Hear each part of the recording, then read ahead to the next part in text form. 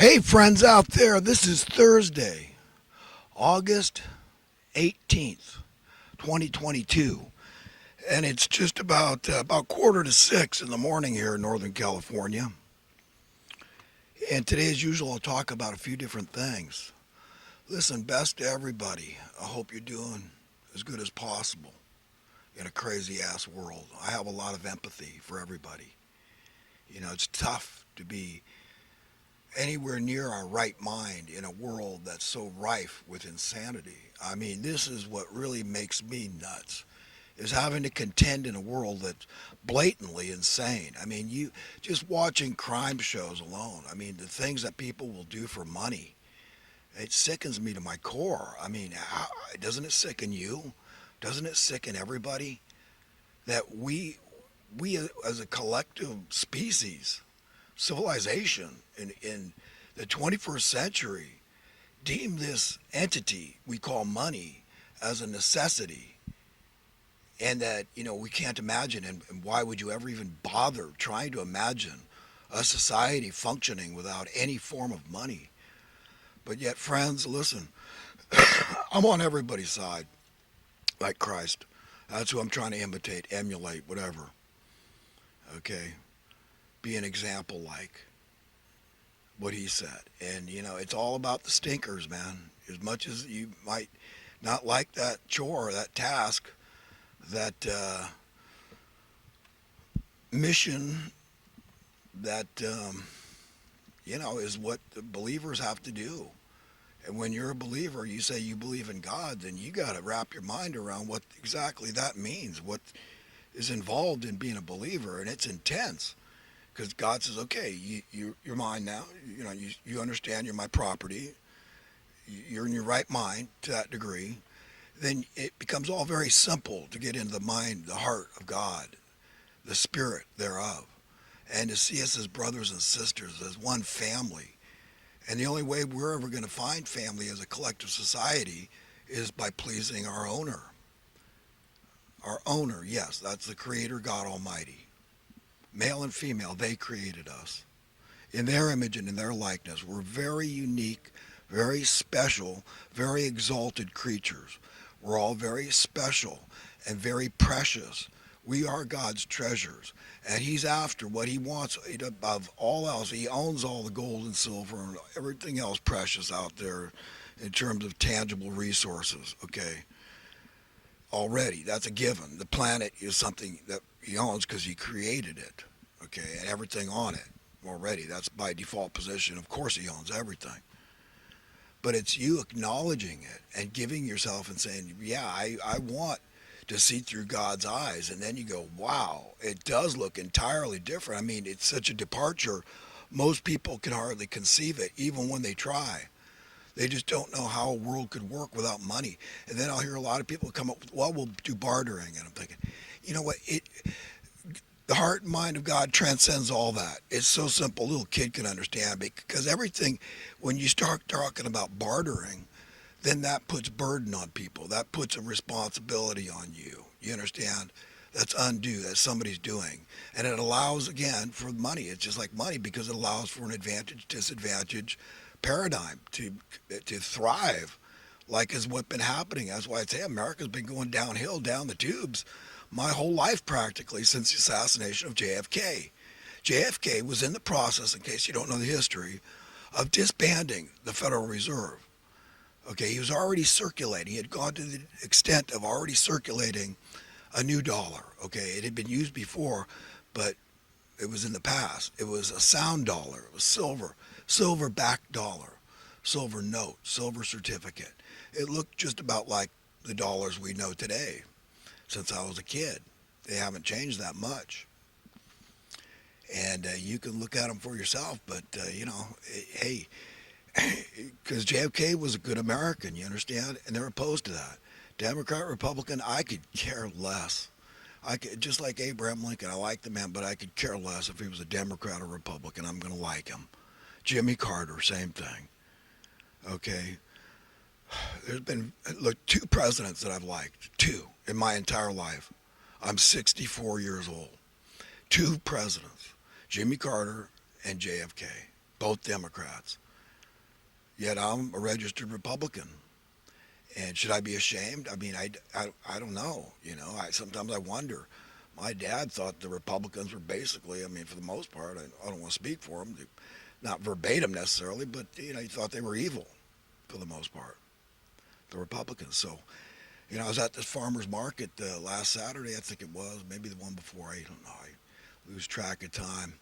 But, there's starting to be a debate. There's always this guy out there telling people to register Republican, register Democrat. And I've ribbed the guy a few times. We're friends. I call him brother. So, but I tell him George Soros backing and all that, and it's true. I mean, it's just a matter of record, a matter of fact. They don't like to talk about it. I saw it come up in the mainstream media.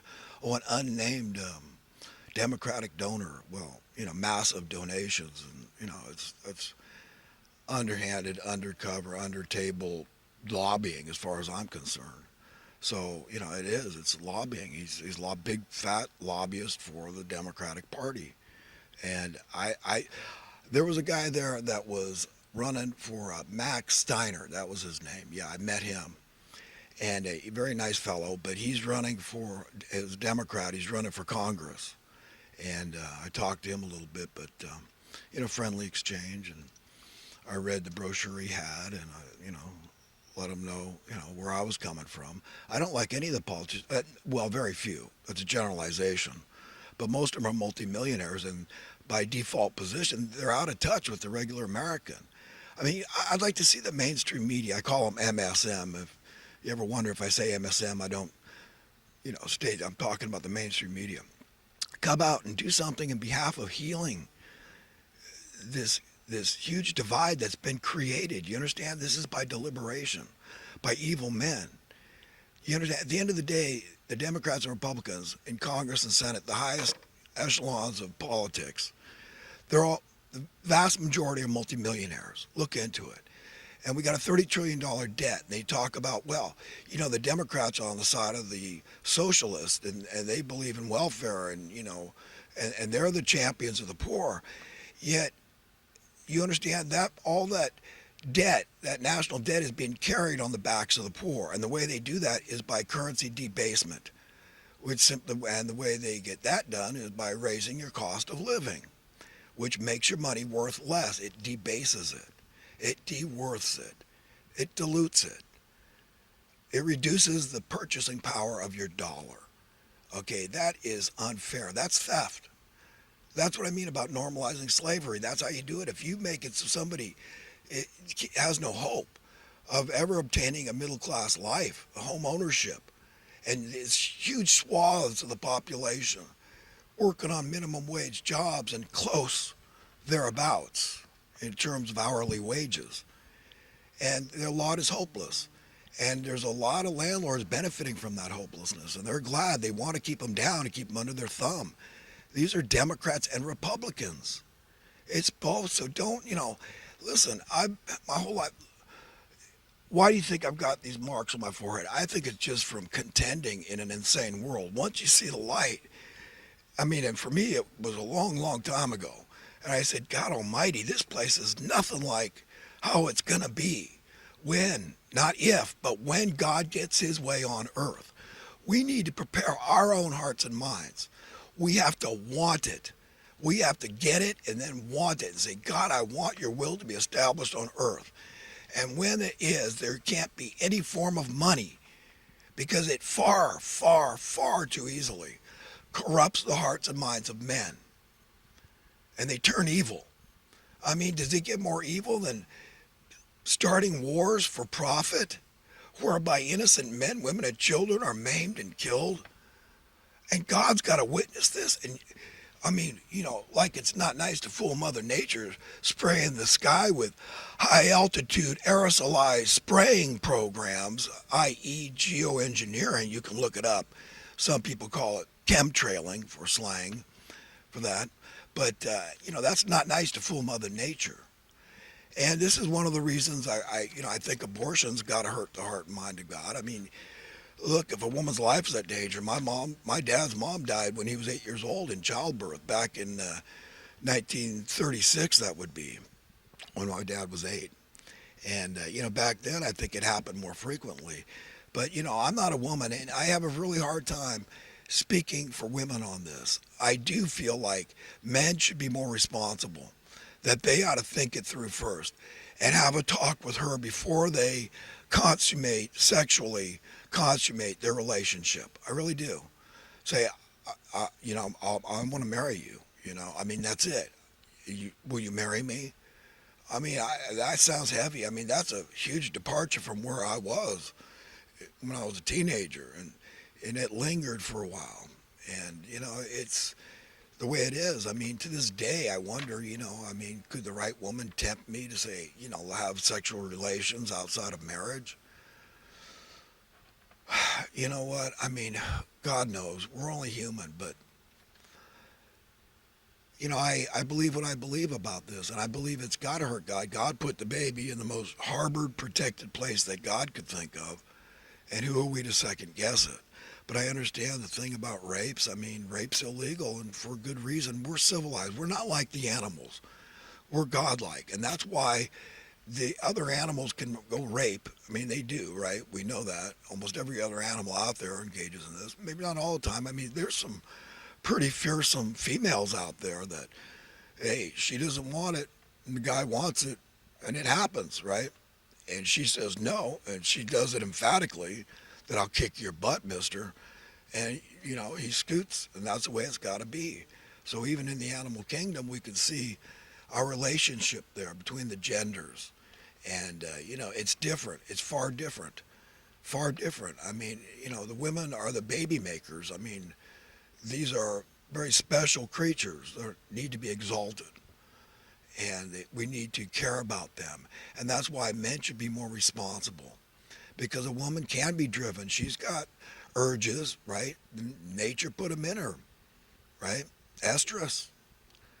And, she gets going, and she might be out of control, and you might be, it might be up to the guy to say, honey, you got to get a handle on this thing. We've been dating, I know, and, we want to do this. It's a natural thing. And,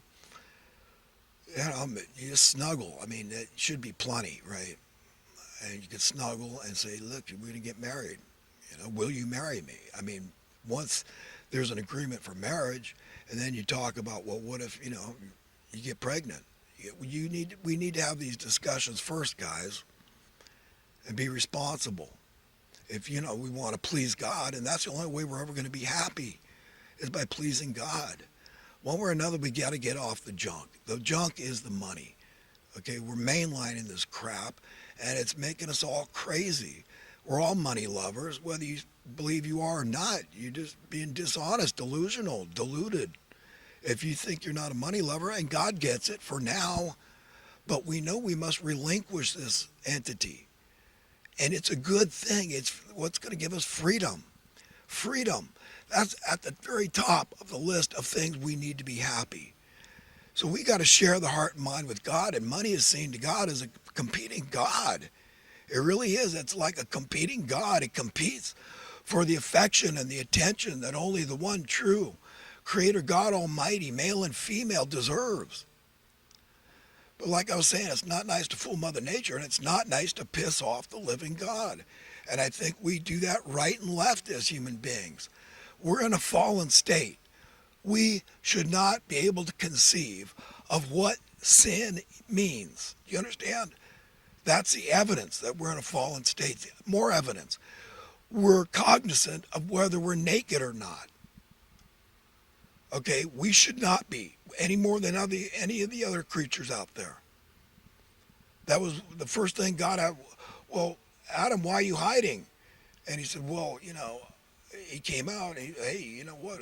Then he was ashamed of his nakedness. And who told you were naked? You understand? Whatever this forbidden knowledge was, this fruit from the tree of knowledge of good and evil, and the subsequent curse, it involved guilt and shame, the ability to lie, to deceive even ourselves.